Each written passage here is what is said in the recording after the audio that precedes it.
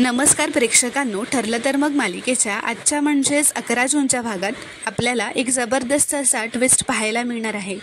पण त्याआधी जर तुम्ही माझ्या चॅनलवर नवीन असाल तर चॅनलला प्लीज सबस्क्राईब करा. आता आपण पाहतो की अर्जुन व चैतन्य अर्जुनच्या खोलीत असतात. अर्जुनला सायली सकाळपासून बाहेर म्हणजे कुसुमताईकडे गेली असल्याने तिने तिथे गेल्यापासून एकही फोन मेसेजेस केलेले नसतात, म्हणून अर्जुनला आता टेन्शन आलेलं असतं. चैतन्य हसतच त्याला म्हणतो, अरे तूच म्हणालास ना कुसुमताईकडे गेली आहे सायली वहिनी, मग रमली असेल तिथे, एवढं काय त्यात. तर आता इथे दुसरीकडे महिपत दामिनीला असं म्हणतो, अहो वर्षभरापूर्वी त्या हरीशचा मर्डर केला मी आणि त्या पिंट्याला सांगितलं की हरीश बनून तू मेसेजेस करत राहा. आता मला काय माहिती तुम्ही मला त्या हरीशचं मड उकर म्हणून सांगणार आहेत. तर दामिनी म्हणते, आपण हे प्लॅनिंग करत होतो तेव्हा का नाही सांगितलं मला, का नाही तुम्ही मला सगळं काही खरं सांगितलं नाही. आणि आता ना तुम्ही आणि तुमची मुलगी जेलमध्येच जा आणि तिथेच आयुष्यभर राहा. तर महिपत असं म्हणतो, हा तर तेवढं सांगायचं राहिलं खरं. तर दामिनी म्हणते, राहिलं? तुम्हाला खरंच हौस आहे का हो जेलमध्ये जाऊन राहण्याची. तर महिपत म्हणतो, जेलचं नाव काढू नका, मी वाटलं तर जेलची तुम्हाला फी 5 पट वाढवून देतो, पण ते काय ते तुम्हीच आता निस्तारा. तर आता दामिनी असं म्हणते, तुमचे पैसे तुम्ही तुमच्या खिशात ठेवा, कितीही पैसे ओतले ना तरी तुमच्यासाठी मी माझं रेप्युटेशन खराब करणार नाही आहे. तर महिपत आता दामिनीच्या हातापाया जोडायला लागतो. दामिनी म्हणते, माझी एक अट आहे, ती मान्य असेल तरच मी तुमच्या केसवर राहणार आहे. तर महिपत म्हणतो, मला तुमच्या सगळ्या अटी मान्य आहेत. तर दामिनी म्हणते, ऐकून घ्या आधी, यापुढे माझ्यापासून काहीही लपवायचं नाही. लहानपणापासून आत्तापर्यंत तुम्ही जे काही गुन्हे केलेत, त्यानंतर तुम्ही ज्या ज्या मात्या खाल्ल्यात ना, त्या मातीतला प्रत्येक कण माझ्यापर्यंत पोहोचला पाहिजे. आणि तरच तसं जर झालं नाही तर मी तुमचं आणि तुमच्या मुलीचं तोंडही बघणार नाही आयुष्यभर. तर महिपत म्हणतो, चालेल, मी तुम्हाला सगळं सांगेन यापुढे, पण ती केस तुम्ही सोडू नका. तर आता दामिनी महिपतला तिथून जायला सांगते. तर आता इथे दुसरीकडे अर्जुन व चैतन्य त्यांच्या खोलीत असतात. अर्जुनचा काही मात्र लक्ष तर लागत नसतो, त्याचं लक्ष फक्त सायली अजून घरी आलेली नसल्याने त्यावरच असतो. चैतन्य त्याला जे जे काही कामाच्या गोष्टी सांगत असतो त्यावर त्याचं काहीच लक्ष नसतं. चैतन्य म्हणतो, अरे तू तिची एवढी काळजी करू नकोस, ती येईल घरी, चल आपण आपलं काम करूयात. तर आता इथे दुसरीकडे महिपतच्या घरी साक्षी आता कुठेतरी बाहेर निघायला चाललेली असते. ती महिपतला म्हणते की अण्णा तुम्ही पण येत आहे माझ्यासोबत, चला, मी एकटी नाही जात आहे, तुम्ही पण माझ्यासोबत येत आहे. तर महिपत म्हणतो, कुठे. तर साक्षी म्हणते, दामिनी देशमुखकडे. तर महिपत म्हणतो, कशाला. तर साक्षी म्हणते, तिला जाब विचारायला. नाही, लाखोने पैसे खर्च करताय ना तिच्यावर, कशासाठी. कोर्टात ही आपली नाचक्की करून घेण्यासाठी. तर महिपत म्हणतो, त्या नाचक्कीचा वगैरे ना आपण विचार करायचा नसतो. एक केस जिंकलाय तो सुभेदार, म्हणजे त्या विलासचा अख्खा मर्डर केस जिंकलेला नाही आहे असा अर्थ होत नाही त्याचा.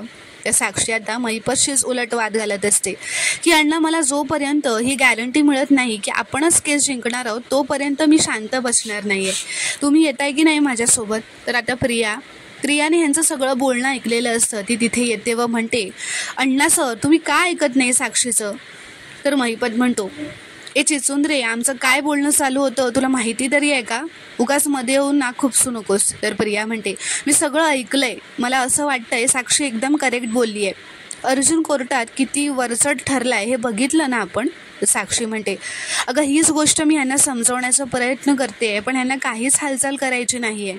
तर प्रिया म्हणते, अहो अण्णा सर तुम्हाला कळत कसं नाही आहे, हरीशच्या निमित्ताने तुमची चौकशी सुरू होणार आहे, त्यामध्ये जर साक्षी किंवा माझं नाव आलं तर काय करणार आहोत आम्ही. तर महिपत म्हणतो, तू सारखी कानाजवळ कुचकुच करू नकोस हा. तर प्रिया म्हणते, मी बोलणार, कारण या सगळ्याचा थेट संबंध माझ्याशी येतो, तुम्ही ना मला सतत उडवून नाही लावू शकत. तर आता महिपत म्हणतो, तुला उडवायला ना शब्दांची गरज नाही, मला बंदुकीच्या गोळीने उडवीन तुला मी. तर आता प्रियाच्या डोक्यात काहीतरी नवीन प्लॅन शिजत असतो. ती म्हणते, मग आता तेच करायचं, फक्त मला उडवायचं नाही, अशा एका व्यक्तीला उडवायचं ज्याच्यामुळे अर्जुन एकदम डिस्टर्ब होऊन जाईल, खचून जाईल. मग कसली केस आणि कसलं काय. तर साक्षी म्हणते, म्हणजे अर्जुनच्या जवळची कोणीतरी व्यक्ती, म्हणजे अर्जुनची आई किंवा आजी. तर प्रिया म्हणते, त्याच्यापेक्षाही एक जवळची व्यक्ती आहे. सायली. एकदा का तिला उडवलं ना की अर्जुन परत कोर्टात उभाच राहू शकणार नाही. मग तू ह्यातून सुटलीच असं समज, असं ती साक्षीला म्हणते. तर महिपत म्हणतो, पण त्या सुभेदारच्या बायकोचा काटा काढणार कोण? तू? तर प्रिया म्हणते हो, पण त्यासाठी मला तुमची मदत लागेल. तर आता प्रिया तिचा प्लॅन महिपत व साक्षीला समजावून सांगत असते. इथे दुसरीकडे अर्जुन त्यांच्या खोलीत येतो व सायलीला शोधत हाक मारत असतो. सायली त्यांच्या खोलीतही नसते. आता तो खोलीच्या बाहेर खाली धावतच येतो व सायलीला हाका मारू लागतो. किचनमध्ये जातो, विमलला विचारतो. विमलही म्हणते की अजून सायलीताई आल्या नाही आहेत. प्रताप आता कामाला जायला निघालेला असतो. प्रताप आता अर्जुनला असं विचारतो, काय रे अर्जुन, एवढ्या घाईत कुठे निघालायस? तर अर्जुन म्हणतो, सायली कुठे सापडत नाहीये डॅड, मी तिला शोधायला जातोय. तर पूर्णाची कल्पना तिथेच हॉलमध्ये सोफ्यावर बसलेले असतात. ते हे आता ऐकतात व शॉक होऊन उभे राहतात व म्हणतात, शोधायला? प्रताप म्हणतो, अरे पण तूच म्हणालास ना की ती कुसुमताईकडे गेली आहे म्हणून. तर अर्जुन म्हणतो, ती तिथेही नाही आहे डॅड, कुसुमताईच्या घराला कुलूप आहे आणि आम्ही विचारलं ना तर शेजाऱ्यांनी सांगितलं की तिला मोठी ऑर्डर मिळाली म्हणून ती दुपारीच बाहेर निघाली आहे. पूर्णाची म्हणते, अरे पण गेली कुठे तुझी बायको? तर अर्जुन म्हणतो, तेच तर कळत नाहीये ना पूर्णाची, सकाळपासून माझा कॉन्टॅक्ट झाला नाहीये तिच्याशी. तर आता हे सगळं बोलणं प्रिया त्यांच्या घराबाहेर उभं राहून ऐकत असते व मनातच हसत असते. अर्जुन आता म्हणतो, आणि आता तर तिचा फोन पण स्विच ऑफ येतोय, मला वाटतंय काहीतरी प्रॉब्लेम नक्कीच झाला असणार आहे. तर प्रताप म्हणतो, अर्जुन तू पॅनिक होऊ नकोस, तिचं काहीतरी काम असेल म्हणून गेली असेल ती, आणि कदाचित तिचा फोन चार्ज नसेल.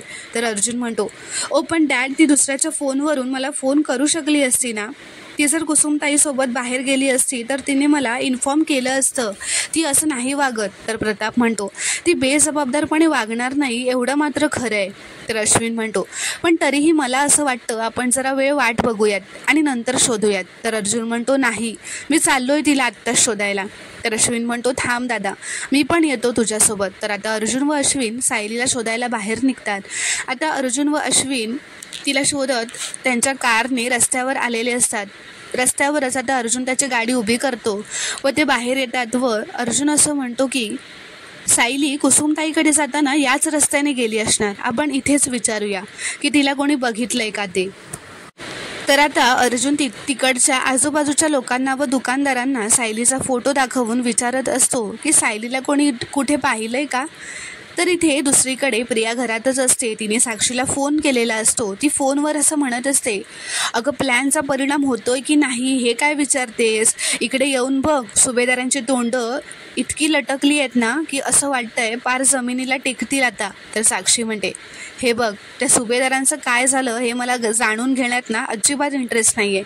अर्जुन घाबरलाय की नाही तेवढं मला सांग. आता अर्जुन वीक पडणं माझ्यासाठी खूप महत्त्वाचं आहे असं साक्षी म्हणते. तर प्रिया म्हणते, अगं त्याच्या पायाखालची तर जमिनी सरकली आहे, मगाशी आला होता ना तेव्हा खूप टेन्शनमध्ये होता, आता गेलाय सायलीला शोधायला, एव्हा ना त्याला कळलं असेल की सायली नेमकी कुठे आहे ते. नाही, आणि याने काय त्याचं टेन्शन कमी होणार नाही आहे, उलट वाढणार आहे. त्या साक्षी म्हणते, प्रिया, मानलं हा तुला, ज्यावेळेस तू पहिल्यांदा म्हणालीस की आपण सायलीला मारायचं त्यावेळेस मला असं वाटलं की तुलासुद्धा अण्णासारखी उठसूट माणसं मारायची सवय लागली आहे, पण तू सायलीला न मारता अर्जुनला ज्या पद्धतीने वीक केलंयस ना, स्मार्ट मूव्ह असं ती म्हणते. तर प्रिया म्हणते, चला फायनली कोणाला तरी माझं कौतुक वाटलं, नाहीतर नेहमी मी शिव्याच खात असते ना, सगळे माझे प्लॅन फ्लॉपच होत असतात, फ्लॉप कसे काय होतात वगैरे वगैरे हे सगळं तुम्ही म्हणत असता. पण चला आता बरं आहे, आता कळली ना प्रियाची किंमत. तर साक्षी असं म्हणते, करेक्ट आहे, पण तुला पूर्ण यश तेव्हाच मिळेल जेव्हा अर्जुनचं सगळं लक्ष आपल्या केसवरून उडेल आणि सायलीला सोडवण्यातच तो अडकून पडेल. तर प्रिया म्हणते, अगं असंच होणार आहे, सायली म्हणजे अर्जुनचा श्वास आहे आणि आता मी तो श्वासच काढून घेतला आहे, आता अर्जुनला कन्फर्म ऑक्सिजन लावायला लागणार आहे असं म्हणत आता ती जोरजोरात हसू लागते. तर तेवढ्यातच मागे कल्पना येते व तिला तन्वी अशी हाक मारते. प्रिया आता तिचा आवाज ऐकून घाबरते व मैत्रिणीशी बोलल्याचं नाटक करत म्हणते, हो वैदेही, मी ठेवते हा फोन, नंतर करते, सगळ्या डिझाईन्स पाठवून देते हा तुला, असं म्हणत ती आता फोन ठेवते व म्हणते, हो आई. तर कल्पना म्हणते, मैत्रिणीशी बोलत होतीस? तर प्रिया म्हणते, हो, ते कॉलेजच्या कामाबद्दल बोलत होते जरा. तर कल्पना म्हणते, ते ठीक आहे गं, पण सध्या आपल्या घरामध्ये काय परिस्थिती आहे ते माहिती आहे ना तुला. मग असं असताना मोठ्याने हसणं बोलणं बरं दिसतं का तन्वी? तर प्रिया म्हणते, हसणं बंद करावं असं काही घडलेलं नाही आहे आई. सायली नेहमीप्रमाणे कुठेतरी भटकायला गेली असेल, येईल थोड्या वेळात. तर कल्पना म्हणते, तन्वी, त्या मुलीशी असलेलं कुठलंही नातं मी जरी मानत नसले ना, तरी पण हे खरं आहे की ती मुलगी अशी कधीच वागणार नाही. अगं अर्जुनशी सकाळपासून तिचं काहीच बोलणं झालेलं नाही आहे. याचा अर्थ नक्कीच काहीतरी प्रॉब्लेम आहे. मग असं असताना मी तरी असं माझ्या मैत्रिणीशी हसत खेळत नक्कीच बोलली नसती. अगं साधी माणुसकी आहे ही. तर प्रिया म्हणते, माणुसकी माझ्यात पण आहे, पण सायलीमुळे आपल्या घरात रोज नवनवीन प्रॉब्लेम्स होत असतात. म्हणून मी माझं हसणंच बंद करायचं का? किंवा मी आता फोनवर कुणाशी बोलायचं, कसं बोलायचं यावर नियम लागले जाणार आहेत. तर कल्पना म्हणते, अगं मी असं बोललीच नाही आहे. तर प्रिया म्हणते, ती म्हणते, सॉरी हा आई, पण जरा स्पष्टच बोलते. ज्या मुलीला तू तुझी सूनही मानत नाहीस, तिची इतकी काळजी करतेस, आणि जी सून तुझ्यासाठी इतकं करते, तू तिच्या हसण्याबद्दल जाब विचारतेस का तिला आता? तर कल्पना म्हणते, नाही अगं, मी फक्त एवढंच म्हटलं की. तर प्रिया आता मध्येच असं म्हणते, राहू दे आई, राहू दे. असं म्हणत आता प्रिया रागतच तिथून निघून जाते. इथे दुसरीकडे अर्जुन व अश्विनने सायलीला सगळीकडे शोधलेलं असतं, पण ती कुठेच सापडलेली नसते. तेवढ्यात आता अर्जुनला एक कॉल येतो. तो कॉल उचलतो व काय असं म्हणतो, म्हणजे तो खूपच शॉक झालेला असतो ऐकून. अश्विन विचारतो, दादा काय झालं? अर्जुन म्हणतो, अरे सायलीला अटक झाली आहे. तर अश्विन म्हणतो, काय अटक? अरे पण कशासाठी? तर अर्जुन म्हणतो, ते काहीच माहिती नाही आहे मला, फक्त ती आता जेलमध्ये आहे एवढंच कळलं आहे. मी आत्ताच्या आत्ता पोलीस स्टेशनमध्ये जातो, चैतन्याला सुद्धा फोन करून तिथेच बोलावून घेतो. तर अश्विन म्हणतो, मी पण येतो तुझ्यासोबत, चल. तर अर्जुन म्हणतो, नाही, तू घरी जा, कारण घरी हे कळल्यावर सगळे खूप पॅनिक होतील. त्यांना माझा मेसेज दे की सायलीला काही होणार नाही, तुम्ही कोणीही पॅनिक होऊ नका.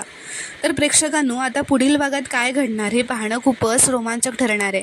व्हिडिओ पूर्ण बघितल्याबद्दल धन्यवाद. व्हिडिओ आवडल्यास कॉमेंटमध्ये नक्की कळवा व चॅनलला प्लीज सबस्क्राईब करा.